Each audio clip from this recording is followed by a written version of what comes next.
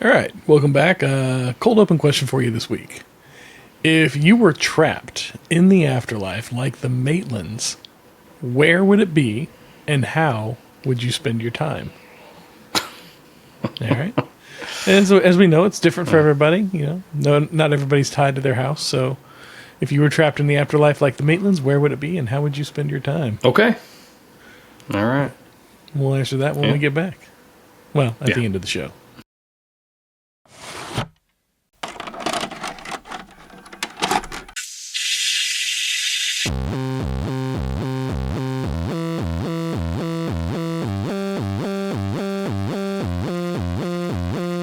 Your local video store card. A comic book in your back pocket. Games with no tutorials.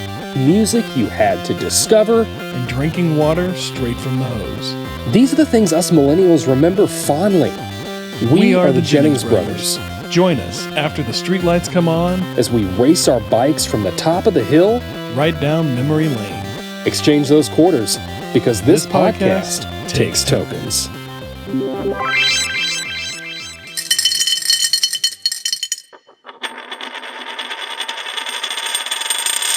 Welcome back to This Podcast Takes Tokens. We're summoning the spirit of 1988 with Tim Burton's iconic Beetlejuice.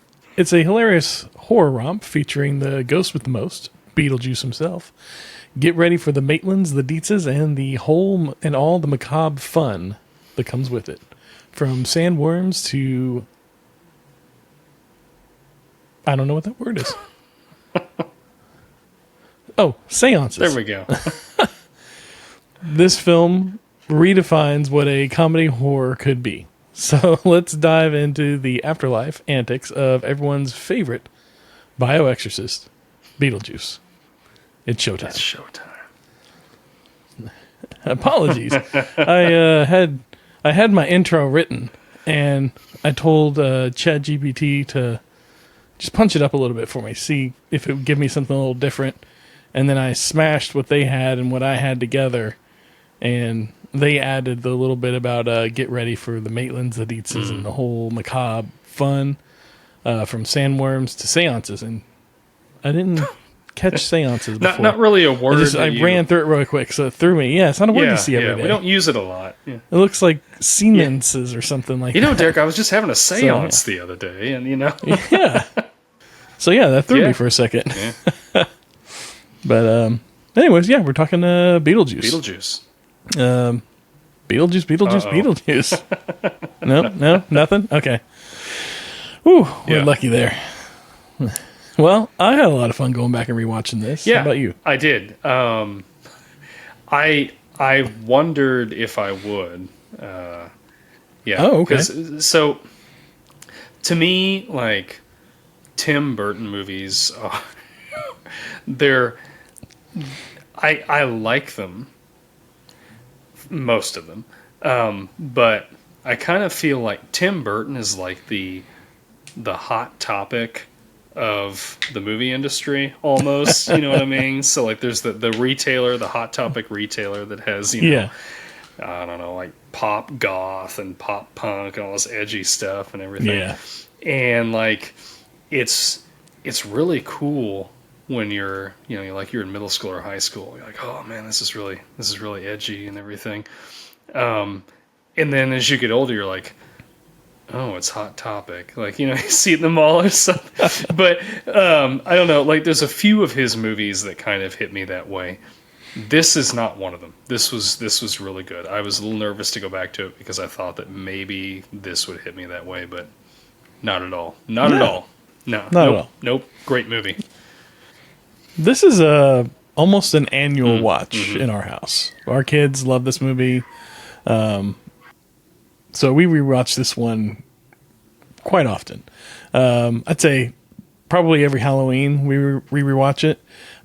We actually went and caught the Broadway play was touring through different cities last year, I think. And we went and caught it in Dallas. And that was really neat. It was different. Like, it wasn't the same exact story. It was kind of a version of the the story that we see on the big screen. And I can't remember if they said that this is the original script or if this was an adaptation of the movie and what they wanted the sequel to be back in the day. I can't remember exactly. You can look it up. Yeah. I was told one point and I just didn't pay attention. But yeah, so we went and saw it. The play was really fun. They do a lot of like interaction kind of with the audience and stuff. And then, Beetlejuice, the sequel, which for a sequel, what a fantastic name that is. And it's going to pay off if they make a third one. But that one was a lot of fun. I enjoyed it. Me and my son went and saw it a couple weeks back. And we had a lot of fun with that one. I'm eager to watch it again whenever it comes home to kind of see if that holds true or if it was more of I was just excited to revisit in a new way this world or whatever. And then the second one kind of takes a little bit of like what was missing from the first one that was used in the play, if that makes sense. And they kind of utilize a lot of that type of those kind of those same plot points. But anyways, we're here for Beetlejuice the first. And this was a lot of fun. I remember the first time I saw this movie, I was, probably 9, if that, 8 or 9. How were we, like, when I watched this again, I'm like, this is a recurring theme with us, isn't it? How were we able to watch this? Because this came out in 88, so I was 1 year old when this came out. I wasn't 1 when I watched it, but I was probably 4 or 5 or something when I watched it. Yeah. How? How in the world? Because, like, I'm watching and I'm like, I'm not letting, like, I'd let my 17-year-old son watch it with me, but I'm not going to let my 8-year-old daughter watch this with me. Well, my kids watch it. There you go. But to each their own. It was definitely one of those things where we're watching it and we're like, oh, yeah, I kind of forgot about that part. But we're just going to... It moves along fast enough, though.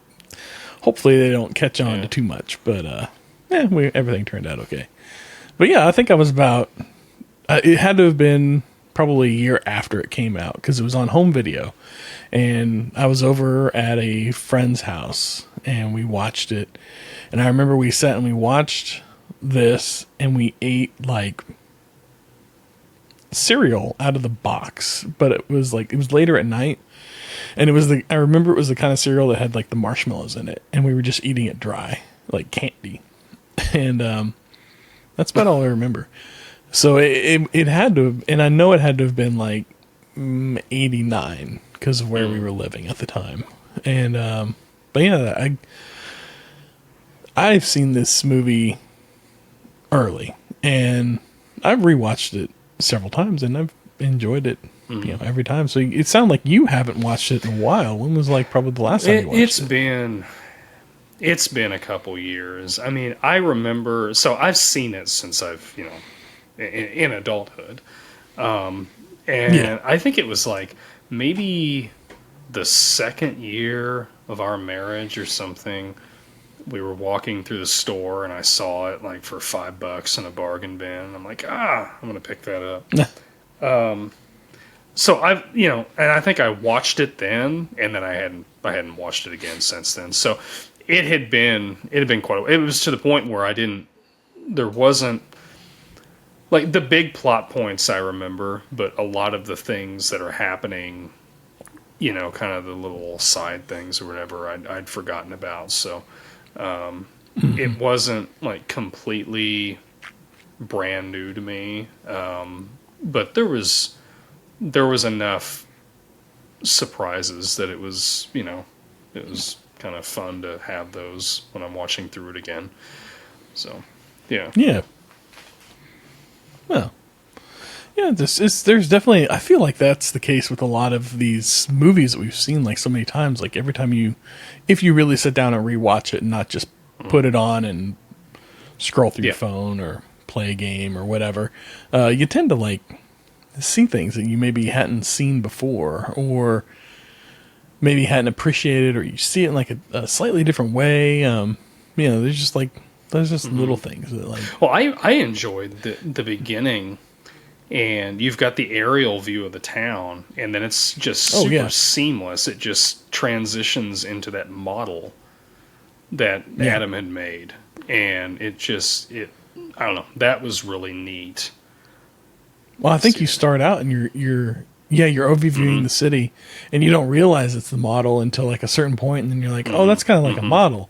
And then it goes into the house, and if I remember correctly, it goes into the window, and then suddenly you're in the house. Yep.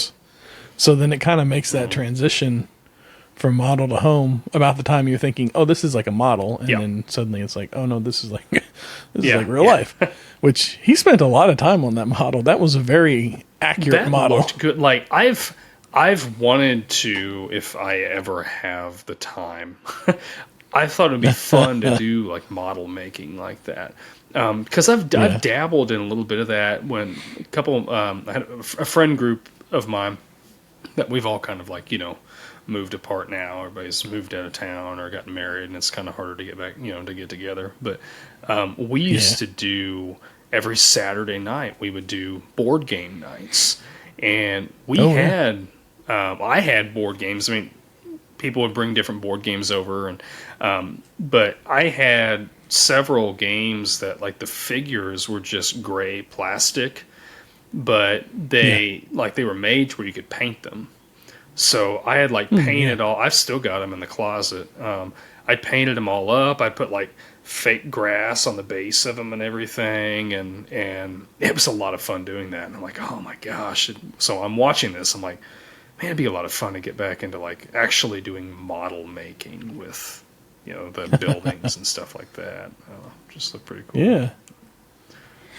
I know I used to do a lot of, when I was younger, I did a lot of, I spent a couple years, got really into like model cars, and I would put together model cars and paint them and all that stuff. And that was a lot of fun. I got one, the last one I got, which I kind of stopped doing it in like high school, and then didn't get into it for a very long time. And then about the time we had our daughter, I found a model kit for like the full, like, I don't know, they have different levels to them. It was like one of like the top level, like complicated like not ones. the snap type. Where it's got like, yeah. Like you got to like break out each individual piece and like sand it down and like paint them all and then glue them all together, and very tedious, and the ones that I really like doing. And it was for the time machine from Back to the Future, and it had like a chromed top, the outside of the car that went over the top, the shell or whatever. And I got about maybe a quarter of the way into it. And then just like, you got kids, you get busy and you don't come back to things and so on and so forth. And I still have it. It's in a box. It's all boxed up. It's got all the parts to it. It's still in its like original little box, quarter of the way done with all the paints and everything. And it's sitting in my closet. And I'm like, that's something I'll get back to one day. And we'll see. I don't know if that'll happen or not. I mean, maybe one day. Right? Only one day. That's what we keep saying. One day. One day when the kids are having families of their own and don't have any other major responsibilities. Man, the responsibilities, man. It makes it to where you can just watch a movie about once a week. It does. Yeah. Can't wish our lives away though. That's no. I wouldn't trade it for anything. I would not trade it for sitting around and absolutely not doing models and playing video games endlessly. That would not be as fulfilling. It's well for sure. worth the hecticness. Yes. So this movie, it taps into like the macabre and Halloween, spirit of Halloween. So like for us, it's kind of like it's a Halloween movie. It's something we watch every year around this time. Is there a movie that you guys watch for like Halloween every year? No. Not for Halloween. I mean, we've got Christmas movies that we each of us like to watch, but no, I don't know. I can't really think of anything specifically off the top of my head. I used to watch Night of the Living Dead every Halloween, but which the original? Yeah, but I haven't done that in years. I don't think I've ever seen the original. It's worth watching. Yeah. I did enjoy that. They did a remake Dawn of the Dead back in like that was 2002 really or something like that. Yeah. That was a good one. very I good. enjoyed that Yep. for sure. Yeah. Yeah. But anyways, this lots of funny gags in this movie, great lines, a good blend of like humor and horror. Yeah. And not really something we had seen a tremendous amount of up to this point. I feel like the 80s was this period of like experimentation with filmmaking, and they started making a lot of like these kind of like crossover films, and then we ended up with like these slash films, like it's a horror slash comedy, or it's a romance slash comedy, or whatever. And comedy seemed to get mixed in with a lot of action comedy, like everything was a comedy, or it doesn't really slash as well with some others. You're not going to have a romantic horror movie. I would watch that. That might be a little interesting. But these like horror comedies, I feel like we didn't really have a whole lot of before this. I mean, I guess you kind of had like Rocky Horror Picture Show, maybe was the big one before this. I can't think of anything right off the top of my head. I'm sure somebody will correct me. But that's so a lot of parts of this were really fun. I think so. The question I'm dancing around is, what was probably like your favorite line or scene or whatever? What was the funniest part? So my favorite scene, there's two of them, and it's both because of the music, but the dinner party scene where Banana Boat starts playing, they start singing Banana Boat, and they're dancing, and like they're being possessed, and they don't, they're like, what is going on? And I don't know, that is so funny. And really, like, Catherine O'Hara just does a tremendous job in this movie, and I always like seeing her and stuff. And she just sells that, like, I don't know. And then it always makes me laugh from the ridiculousness of it. But when they get to the line, right banana, and they all like turn around, they start shaking their butts, and it's just, and then Lydia's over there in the corner, like kind of smiling, like, and then the hands pop up, the shrimp, and they think that they're, Adam and Barbara, like they're upstairs in the attic, and they're like, okay, any minute now they're going to be running out of here screaming. And then they come to find out, like, now they're intrigued, they can make money off this now. So that's funny. And then I really like the very last scene when Lydia comes home and she's telling Adam and Barbara about her tests and everything, and then she's like, can I do it? And I'm like, all right. So they like turn on, I can't remember whatever that song, I don't remember the name of the song, but shake, shake, shake, senora. And she's like levitating in the air, and the football team's behind her, and I don't know. It's just a classic just shot of that. And I don't know, I like that quite a bit. Those are probably my two. Jump on the Line. What's that? The song is Jump on the Line. That's it. Yep. And did you know that every bit of music from this movie was all Harry Belafonte? No, I didn't realize that. I guess it is. Yeah, every bit of the music except for the theme, the score, the beginning theme. That's that's Danny Elfman. But other than what Danny Elfman scored, it's all the music used was Harry Belafonte, which I thought was kind of funny. That and it was what Adam was playing whenever he was in the very first scene. He's putting the model together and everything, and he's got music kind of going low key in the background. It's Harry Belafonte. I just thought that was funny. It was like, I guess that was like his favorite record or something. And so Tim Burton's favorite record, or Adam's favorite record? Or no, like the character Adam. Adam's favorite record.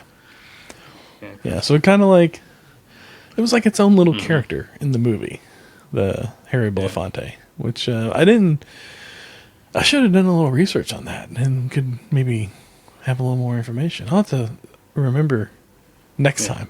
I'll look up more information on things like that. That's what I need to do more, is do a little digging, like a little internet research on some of these little like idiosyncrasies within because we all know the common trivia stuff. But like, that's something I'd be curious about, like why they used Harry Belafonte. But sometimes I think no. the directors just hears a song and they're like, oh, this will go, like, you look at Zach Braff. This is the character. And, we've talked about with Garden State. It's just like every song in that movie is just spot on. And I think this is the same way. It's just I can't envision any other song working as well as it does with that dinner party scene. Yeah. Dale. Or Banana Boat, yeah. Which is like a song that's written from if the lyrics make sense to me this way. Like the song is written from the point of view of a slave worker on a banana farm. Oh, I don't know. I never really listened to that deeply into it. Yeah. I don't know if that has any meaning or anything to the movie, but that's just kind of like, hearing it so many times, because that's almost the unofficial theme song for the movie for Beetlejuice as a whole is a Banana Boat song, because it's also used in the play. Oh, they do it in the play as well, and they bring it back for the sequel as well. Like that's like a song that they're singing at a funeral, which was kind of odd choice, but that's, we see it in the trailer and everything, so I'm not spoiling anything for anybody, but yeah, it's used quite a lot. What about you? What'd you? So is there any scenes that popped out for you? For me, I'm going to go with 2 as well. I think the things that just always make me laugh is towards the beginning, whenever the Dietzes have moved in, they're settled, and the Maitlands are trying to scare them. They're figuring out how to be ghosts still, and they put the sheets on and start wandering through the house and moaning. Ooh. And and they're like standing in front of what's Catherine O'Hara's character's name again? I can't remember. Her the Mrs. Dietz, whatever. They're standing in front of her bed, and they're moaning and trying to get her attention. And Lydia's up, I guess, in the next room in bed, and she's just like, oh my God, I can't believe these two. This is ridiculous. And then she starts like pounding on the walls. You have kids in this house. Keep it down or whatever. And then Catherine O'Hara just like sits up in bed, doesn't even open her eyes, and just like points the remote, turns off the TV, and then passes right back out.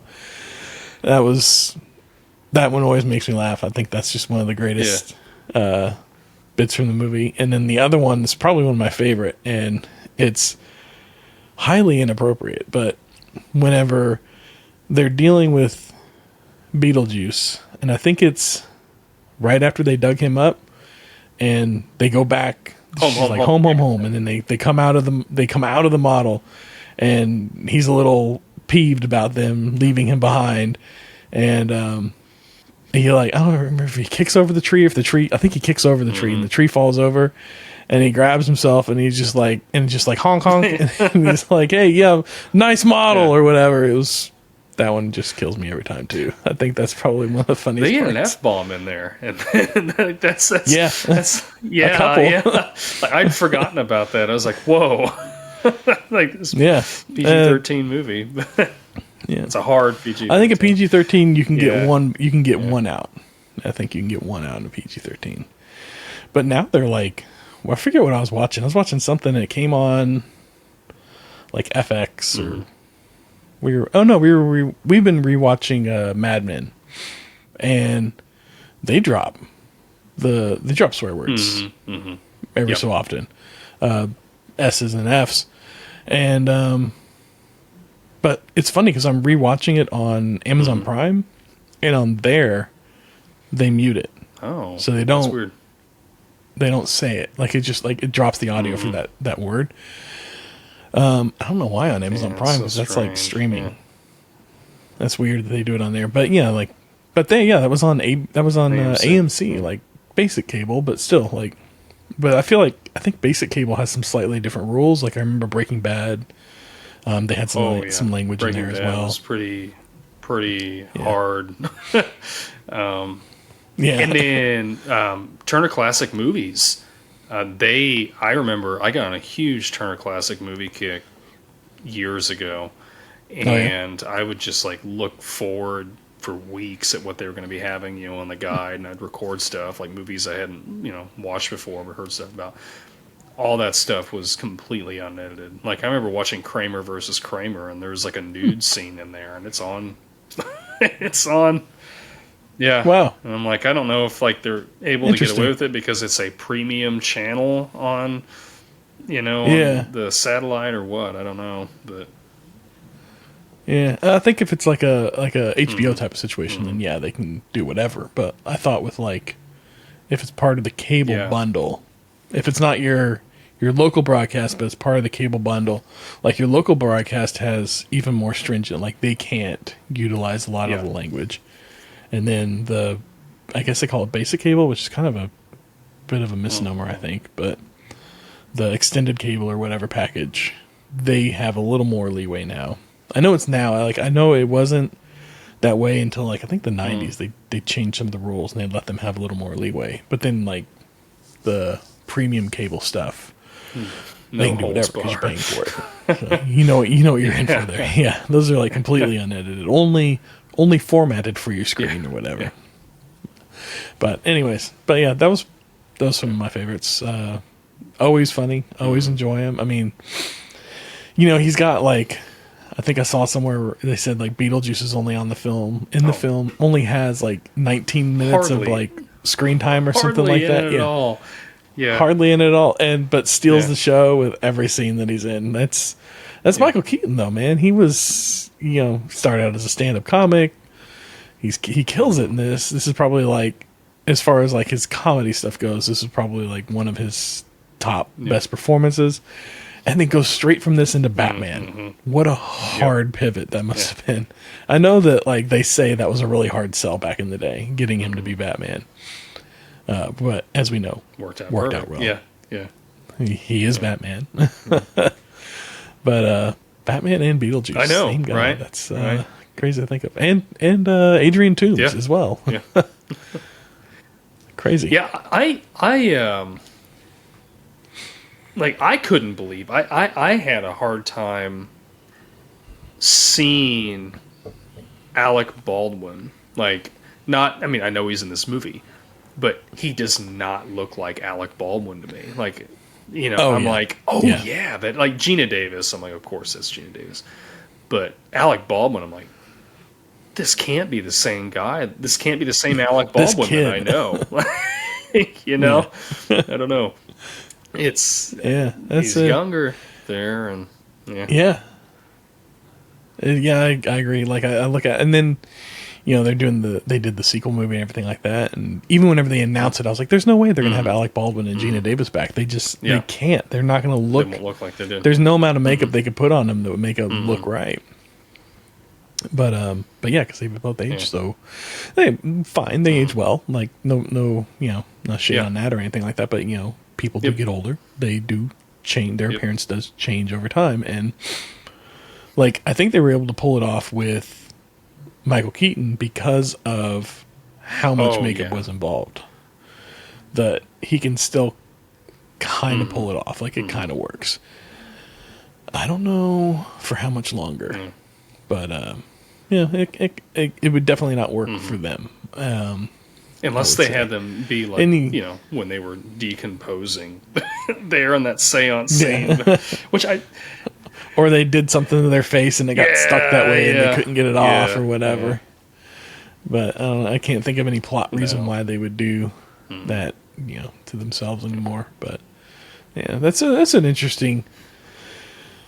They can shapeshift, sort of like they can like augment the way they look, and then you just kind of like push it back to like whenever they came out and they ran into Lydia and they had like the exaggerated faces and everything, which again, like watching it as a kid, I thought was probably one of the coolest things whenever they just like morphed their faces and just like pulled their lips out and like made it like pointy, and he stuck his hand through his mouth and came out the back of his head, and that was pretty cool, I thought.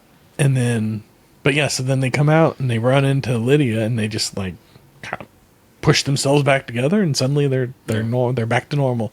I don't know if you've ever had much experience dealing with clay, but that's not how that works. But it's a supernatural. Like, I guess how does it work that they're able to change everyone's voices to whatever his name was that was singing Banana Boat? You know, like I don't know. Yeah, but it's I'm sure in the handbook for the recently deceased, it tells them exactly. That's true. Do you remember they true. made? I don't know if it was the Blu-ray release of this or just a collector's edition DVD, but it was like it came in like a case that looked like the handbook for the recently deceased. Yes, I remember that. Yeah, I didn't have it, but I remember it. Yeah, that was pretty neat. I had it on VHS, but I don't think I ever got this on Blu-ray or DVD or anything. I never got it on disc. It's just it was always on. I didn't. There's no need to like. And then by the time, the kids rolled around, we're streaming everything, pretty much so. And things like this, we're just like, just pull it up on streaming, quick. So it's kind of like Blu-ray and DVD just kind of fell in this weird little hole where it was like it had to have been either a brand new movie that I wanted to get or something that I watched enough that I wanted to get it again. And this was kind of one of those movies that like I didn't really start rewatching it with regularity until we had the kids, and we watched it with them, and then we started like the past, I don't know, say like 5 maybe 8 years we rewatched it maybe once a year with them, because this is kind of like, this is like one of our Halloween movies. It's like this and like Ghostbusters and Gremlins we'll usually throw in there somewhere between like either with Halloween or Christmas. See, to me, that's a Christmas movie. I mean, I get it. Like some people throw that in there as a Halloween movie. Like I get it, but like it takes place around. It takes place on like Christmas Eve. So, it's like, it's a Christmas movie for sure. But, but it fits both, and then there's like that's like. There's so many movies now that fit that bill of like Christmas and Halloween that you almost need like a separate holiday between the two for it. Like I think Thanksgiving, that's like those are now Thanksgiving movies, you're right? yeah, because they just fall right between the two of them. There's a lot of them. Like I enjoy those too. Those Christmas Halloween movies are some of my favorites as well.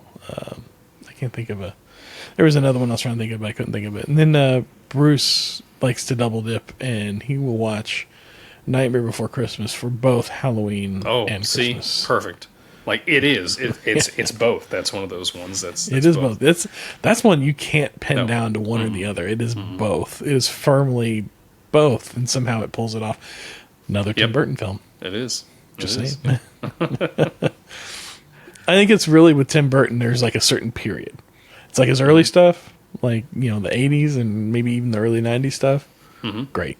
And then like late 90s, 2000s, it's a little, it's not, it doesn't, and I don't know if he was just getting experimental or what, but it doesn't work for me. And then he seems to come back to almost his true self, like, or what made him more recently, probably in the last 5 years, I'd say. And it's been like, okay, this is like the Tim Burton that we know and love, and this is what we want to see from him. And I don't know if he got all that experimentation out of the way or what. I think that's me. That's like, so I like this movie. The Batman movies I like, but there's things about them that I don't like, and we can get into that whenever we record those episodes. And then Edward Scissorhands, great. That's another one we need to do. But and then I liked Nightmare Before Christmas. But then like the only one I really liked in the 2000s was Big Fish. I enjoyed it, but it was like I forgot about that one. Quite a departure from his. I mean, there was like weird in it, but it wasn't like it wasn't like this Alice in Wonderland or whatever they did there. like that. Yeah. I don't need that. And the Corpse Bride and all that stuff. Like, I can do without that. I just don't like claymation, period. And whenever he goes to it, I'm like, I'm not down with that. And I think that's my problem with Nightmare Before Christmas is it's that claymation stuff, and I'm like, I just don't like claymation. I don't know what it is about it. I just don't like it. I don't enjoy it. It takes me out of it. It just seems, I don't know how to describe it. It just doesn't work for me. I don't like it. But yeah, I guess to each his own. But yeah, I agree. Like, I forgot about Big Fish. That was a good one. I think, but I think what worked with that one is it had a really good like story to it. And I don't know if he wrote it or if it was written by somebody else and he directed it. Yeah, I have to look into that. The story was what did it for that. And then his visuals just kind of like brought it to life, and he didn't go over the top with them, which is, again, I think it worked. And it wasn't really until like recently with, I guess, Wednesday's the only thing I can think of more recently, and the new Beetlejuice.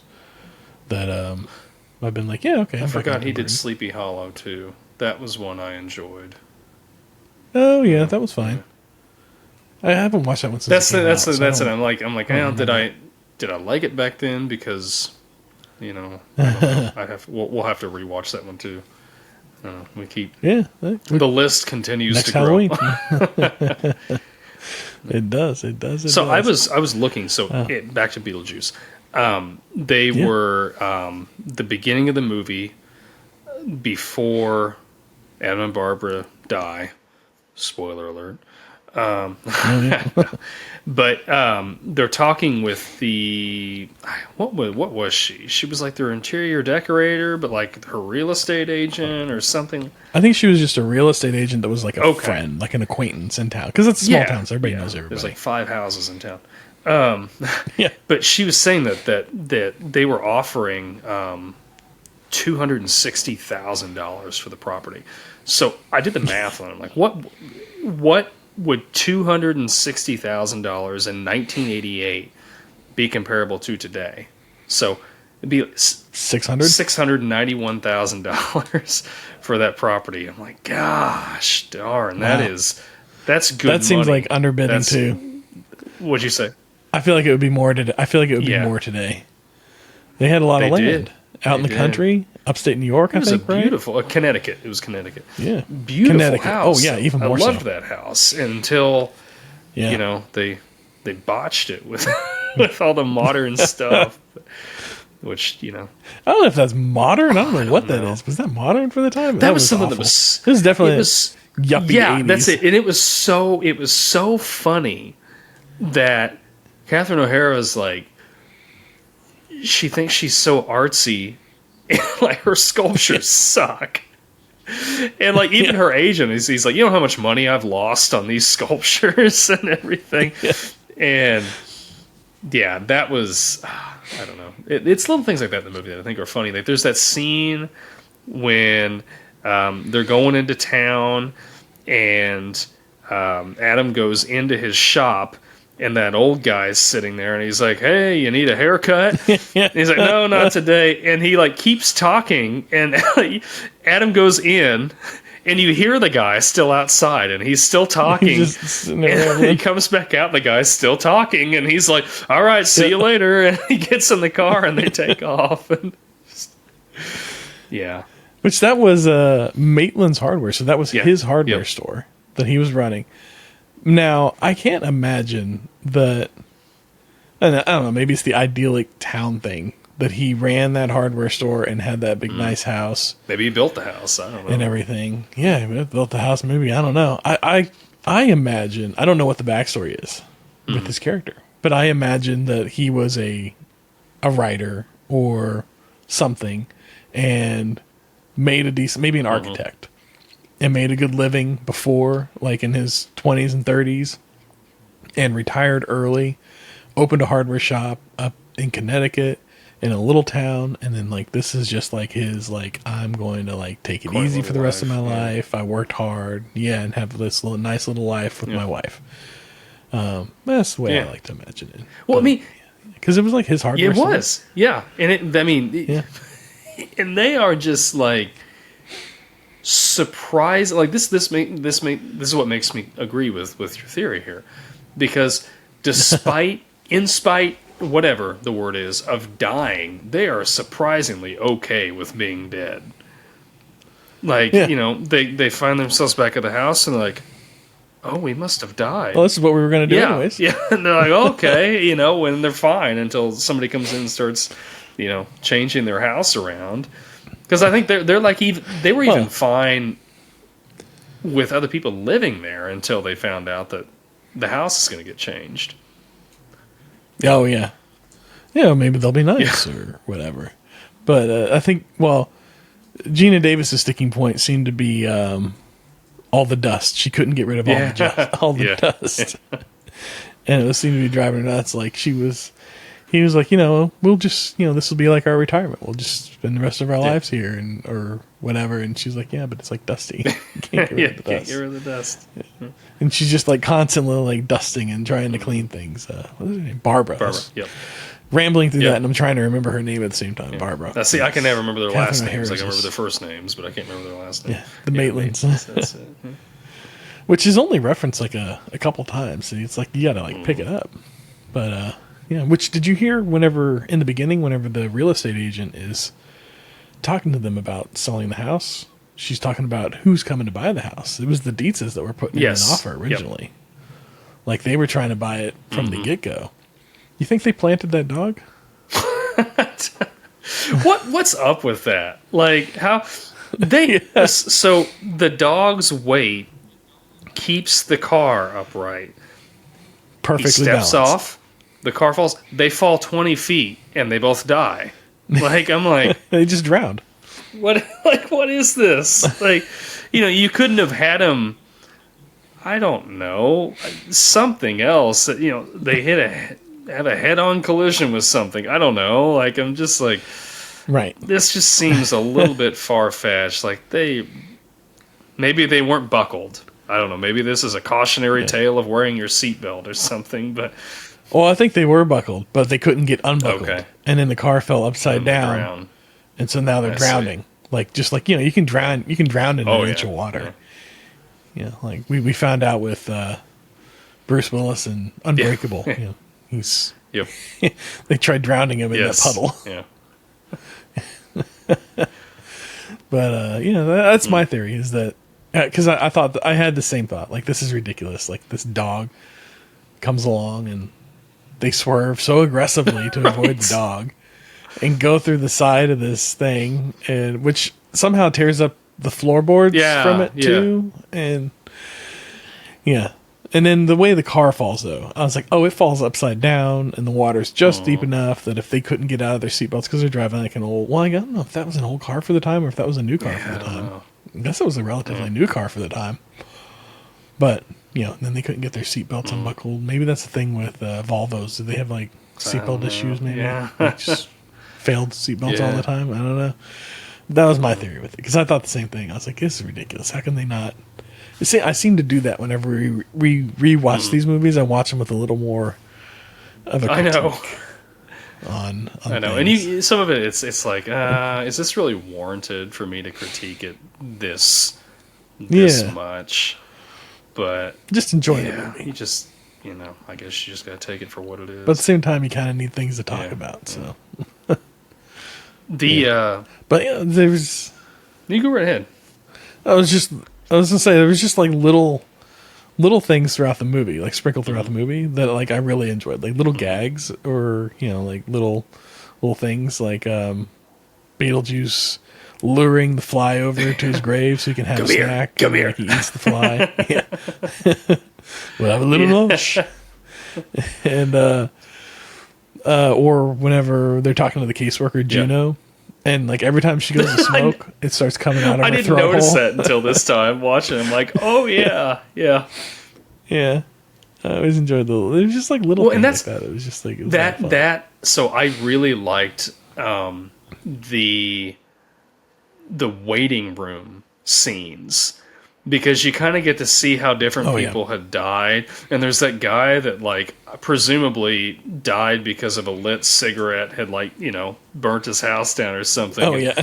He's sitting there and he's like, "You want a cigarette?" And I'm like, no, I don't smoke. And he's like, I'm trying to cut back myself, you know? He's just this burnt skeleton. Just charred. And, yes. And then there's the dude with the shrunken head. That made me laugh. Because Gina Davis is just sitting there, and he is, like, just hovering over her, staring, and, you know, not blinking. Just, with the big eyes. It's so funny to see that. Oh, yeah. I thought that was great. And then, you know, Beetlejuice at the end, he sees the witch doctor's number is 4. And his is like, what, 17 million? 3 billion or something. He's like, "Oh, it's Elvis," you know, and he flips it out. And then the guy just shrinks his head. And yeah, those scenes are great. And that guy that's flat, like he was flat and ran over or something. He's like, "We don't really have any mirrors around here, you know. How do I look?" "Oh, you look pretty good." "Oh, really? Because I feel a little flat." It's like I was hit by a bus. And then there's like the little door, the little slit in the door that he just goes right through. But his legs catch it's like made like just some right. papers or something, and he just keeps going. There was like these like conveyor systems for like all the different characters. Like there was the one guy that hung himself, and he was just being Drug like run by the noose. He was on like the little like just like on the noose, just like going around the office, like dropping off papers and stuff. But yeah, I always enjoy that too. Or the girl that got sawed in half and her legs are on one side and her body's on the other, or her torso's on the other side. It's great little gags. Yeah, I want to spend more time in the afterlife with this movie. I want to explore that world so much more. And not to spoil it too much, but the sequel you get to explore it a little more, and that's kind of nice. So I enjoyed that. But even still, I'm like, I want to just spend like I want to spend like a whole movie just like not even with Beetlejuice, just in general, like in this little afterlife, like exploring like I really like little worlds like that where they have like these little sets of rules. And it's very distinct. Like the hallways in this, they were all kind of like cattywampus, and like you know, nothing was right angled, and everything was just kind of like askew. You know, to the Tim Burton aesthetic, if you will. I just really enjoyed that. And then the sandworms, like whenever they go outside, suddenly they're like on Jupiter for whatever reason, Saturn. And that's where the sandworm's on. So like for whatever reason, there's like this plane of existence, and then like if they go outside of their boundary, they're on Saturn. The moon on Saturn with these sandworms. And then if you know they get pulled back in, then suddenly they're back on to the right side of it or whatever. It's just weird little things like that where they're just like, it's just the way it is. There's no explanation for it, but you roll with it because it works. See, that's one thing I really admire with this kind of storytelling, and it's something that it's one of the reasons that I like to, like, when I do read, I like to read horror or something you know, a little more fantastical, because I like things that are presented like that and not explained. I like the ambiguity of stuff because it leaves so much more to the imagination. You know, you're like, I don't need to know why they end up on Saturn. You know, I don't need to know why Saturn looks like a Salvador Dali painting. But that's how it is. And like, I don't think I want to know, because I feel like you would lose the mystique, the novelty of it, I guess, if it's like, oh, well, they come here because there's this time dimension loop that causes, you know, like, I don't need to know all that, you know. So, yeah, I agree. That's it's just one of the things that works with this movie for sure. I don't know. I think I'm pretty good. I think I covered just about everything I wanted to cover. How about you? Yeah, I think so. I'm like looking through my notes here and seeing, you know, the only thing that I I don't know if you can shed some light on this. Maybe they said it, but I could not figure out. So they're having that seance, and Adam and Barbara, they've got their wedding outfits laid out, and they come back, and then all of a sudden they start just decomposing, and I could not figure out, like, what is the plot point? Like, what's happening here? Oh, yeah, so it was kind of unsaid, but, Otho read through the handbook, but didn't understand it. Like, it doesn't make a whole lot of sense. Like, you have to kind of be in the right or wrong state of mind, which is why, like, Lydia was able to read it and make sense of it. But he read through it, and he thought that he was just conjuring them, like, bringing them forward so that they could, like, interact with them in their world, but on their terms. And but what he was actually doing is he was exorcising them from the house. Okay, because they were going to go off and be like spirits in that one room. They opened the door. And now that I'm thinking about it, that's what those people looked like in that room. So okay, that makes sense now. But he didn't know that's what he was doing because he's a fool. Yeah. Like, he didn't really know anything. Like, no. His introduction was him falling through the window because he didn't want to go through the door because it was bad luck. It's just a ridiculous character. That guy, I don't know what his name is, but he always plays just those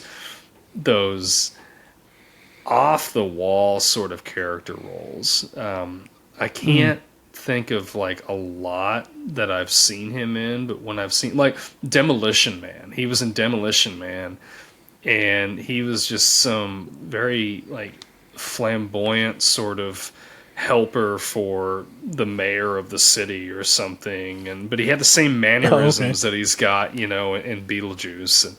And he kind of always plays like a similar character. Yeah. I can see that. Yeah, I can't really think of much else that I've seen him in. That, now that you mention it, but this is kind of the only thing I can think of him for. I know he passed away like years ago, but. For some reason, I was thinking, I'm probably absolutely wrong about this, but I'm thinking, was he in Turtles 2, The Secret of the Ooze? Was he in that? Turtles 2, Secret of the Ooze. When did that one come out? I don't remember. That was that around the same time? No, because the first Turtles was like 1990, wasn't it? 89 or 90. Yeah, so it had to have been like a year after that or something. I'm probably wrong. I'm probably thinking of somebody else entirely, but you know how your memory kind of conflate these things. Places that person in a role. No. But I don't know. Yeah, I don't really remember him for much else other than like him and like his girlfriend or whatever. Like another one where I'm like, this is the only thing I think I've ever seen them in. I'm sure they've done plenty of other stuff, but I can't really think of anything else with them. I don't know. But, Beetlejuice. It was a lot of fun. I think, I only had one more, question. Why can't Beetlejuice say his own name? And what would happen if he did? Right. Would he just, like a dying star, would he just implode in on himself? I don't know. Yeah, I feel like that's something that I would have liked to see addressed, but we never do. Well, but it's one of those things. The rules aren't defined, and that's fine. Right. Yeah, and now that you mentioned that, another kind of little qualm I had was the wedding scene at the end. He's trying to marry Lydia, and Lydia says Beetlejuice, and then he immediately puts his hand over her mouth. And then Barbara says Beetlejuice, and he zips her mouth. She unzips it, and she says Beetlejuice. And there's like a good 4 or 5 seconds, and then he puts that metal plate over her mouth. Yeah. Could she not just go Beetlejuice, Beetlejuice, Beetlejuice? Like, nobody real did. quick. Like, that's all you gotta do. They were definitely super emphasis on it. Yeah. But she had no problem with like home, home, home. Like they were Yeah. gone. Oh quick.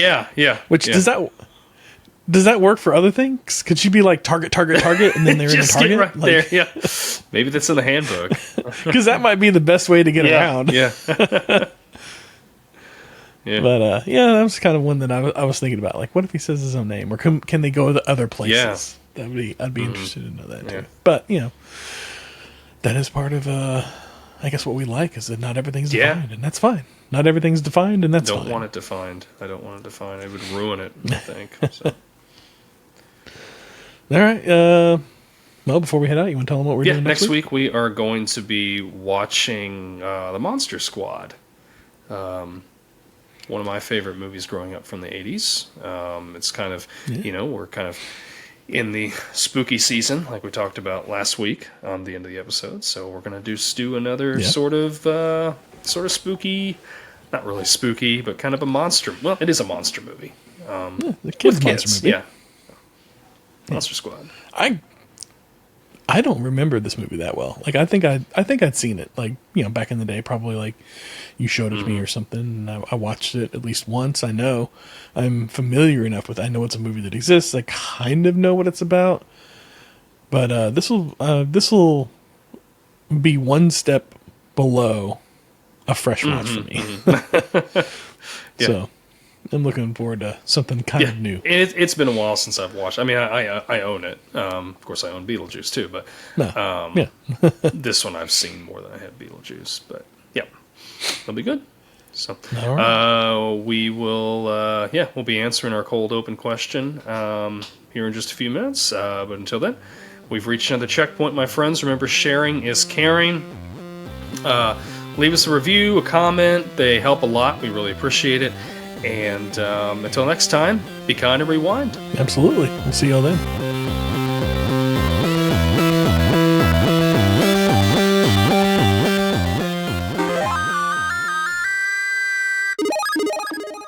This Podcast Takes Tokens is a Clay Street production. All right.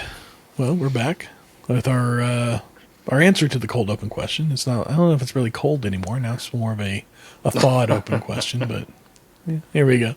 So, if you were trapped in the afterlife, like the Maitlands, where would it be, and how would you spend your time? Gosh, that's really tough. I guess they're not really able to like travel. I don't think go to Saturn, but goodness, I don't know what the answer to that would be. Some cozy cabins somewhere, I think. Okay. Yeah, I don't know where that is. I've never really been to a very cozy cabin, but someplace that's quiet and that I can just kind of stretch out. And what was the second part of the question? Where would it be? And where would it be, and how would you spend your time? Oh, okay. Yeah. 125 years, you're locked 125 years. Yeah. I'm gonna if at least the Maitlands were. If I can manipulate things in the environment, I'm catching up on all these games that I've missed out on. So just give me some cozy place. It can be an attic in a house somewhere. It can be a nice cozy cabin. Just give me a cozy place with all the games I want to play. Yeah. All right, that works. I'm gonna bend it a little bit, and I'm gonna pick a skyscraper in New York City, overlooking Central Park. Something nice and tall, like super tall, has residential buildings as well as like office space and retail at the bottom. That way I can go. I have a lot of place to explore vertically because there's no vertical limit. You just can't leave the building. So if it's a skyscraper, I got a lot of area to explore.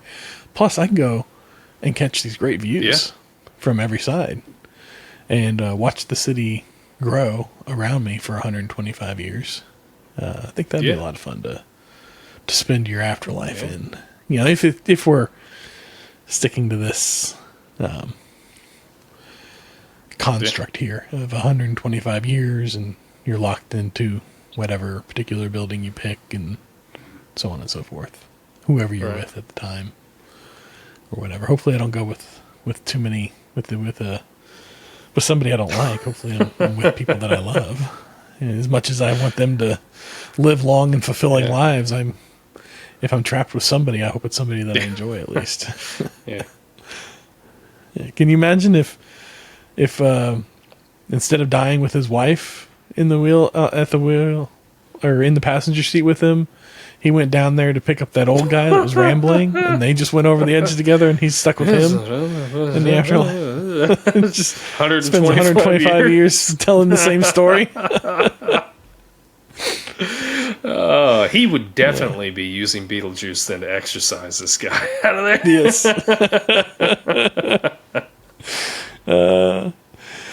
Yeah. No, well, this week I got no comments. No comments came in none that I noticed, at least. Nothing came in to talk about. But, so we're going to wrap this one up kind of early. I mean, the show ran a little long, but overall it'll be early. And before we go, though, I want to remind everybody that if you love This Podcast Takes Tokens, you can get free stickers. That's right. Show your love for the podcast and be one of the first 50 to snag an exclusive sticker. Let me tell you how. Listen to the show. Tune in to any episode of the podcast on whatever platform you choose. Leave a review on either Apple Podcasts or Spotify, a written review. Screen grab, capture that written review, and send it to our email at thispodcasttakestokens@gmail.com, along with your mailing address, and we'll send you one sticker for each review that you claim, screenshot, and send to us. Absolutely free. You don't have to do anything but write a written review, a unique review, screen grab it, and send it to us. That's it. That's all it takes. We'll send you out one of those stickers. So if you want more than one sticker, write more than one review, and we'll send one out for each unique review that you leave for us. And this offer is valid through December 31st, 2024. That's the end of this year. So email us as soon as you post that review, so that you ensure that you are the one that gets credit, because there is only one sticker per unique review on Apple Podcasts or Spotify. And if somebody claims your review before you, I'm sorry, they got your sticker. So get to listening, reviewing, sticker collecting. And yes, collecting, because there are 5 unique designs, and we'll send you out one random one for each review that we get. In the meantime, be good to one another. Be good. And we'll see you all next week. We'll see you guys.